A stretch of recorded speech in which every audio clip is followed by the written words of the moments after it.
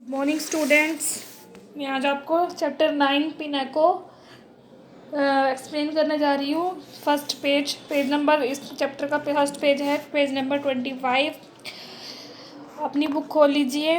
The adventure of Pinocchio was written by Italian author Carlo Collodi in 1883 में और author जो है Carlo का जन्म हुआ था। इसने ये स्टोरी लिखी है।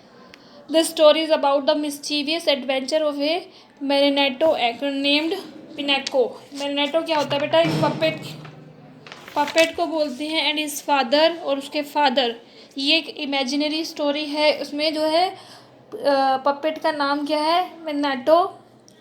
उसके फादर हैं a poor would Carver. Would Carver मतलब लकड़ी से सामान बनाने वाला। कार्ल्ड गिपेटो। दिस एक्सेप्ट जो ये पैराग्राफ है, मतलब बुक का जो ये चैप्टर है, from the book shows that how Pinocchio was born from a block of common wood. वो दिखाता है कि एक छोटे से टुकड़े में से कैसे पिनाको का जन्म हुआ था।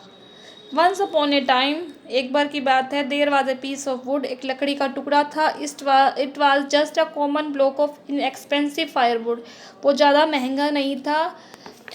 A thick solid log that is put on the fire in winter, जैसे कि हम लकड़ी जलाते हैं विंटर में to make cold rooms warm, अपने रूम को गर्म करने के लिए। उसी तरह के एक लकड़ी का टुकड़ा था। One day this piece of wood found itself in the shop of an old carpenter. एक दिन इस लकड़ी के टुकड़े ने अपने आप को कहाँ पाया कि वो एक ओल्ड कारपेंटर की शॉप पे है।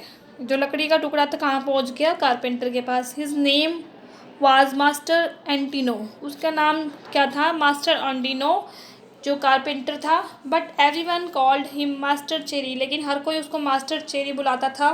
For the tip of his nose, क्योंकि जो उसकी नोज़ की टिप थी, was as round and red. उसकी जो नोज़ की टिप थी वो राउंड और रेड थी। And shiny as a ripe cherry, एक पके हुए चेरी की तरह लाल और गोल थी।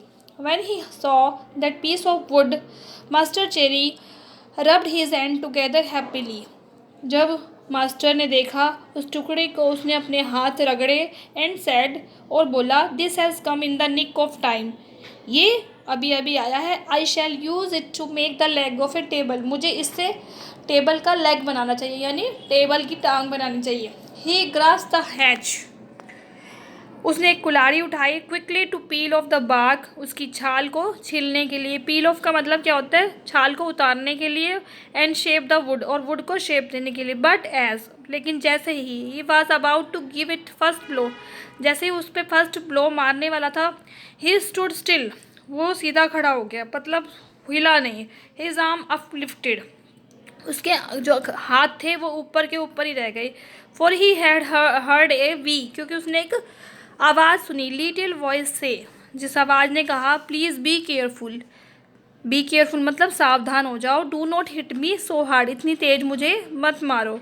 What a look of surprise shown on master cherries face, master जो चेरी था उसके फेस पे एक सरप्राइज हो गया, वो आश्चर्य हो गया। His funny face became still funnier, और भी ज़्यादा उसका फनियर हो गया।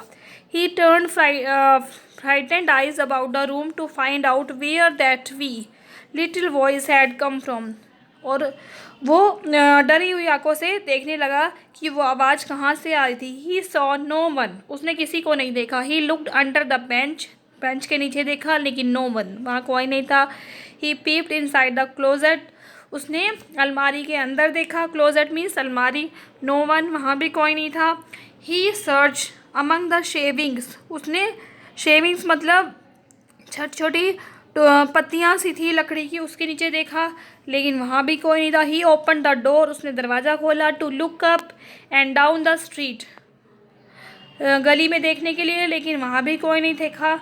ओ आई सी, ही देन सेड, फिर वो बोला, laughing and scratching his wig, अपना हंसते हुए और अपने विग को स्क्रैच करते हुए, स्क्रैच मीन्स खुजाते हुए। I must have imagined I heard the tiny voice say the words well back to work once more, उसने सोचा कि मुझे ऐसे इमेजिनेशन हुआ है।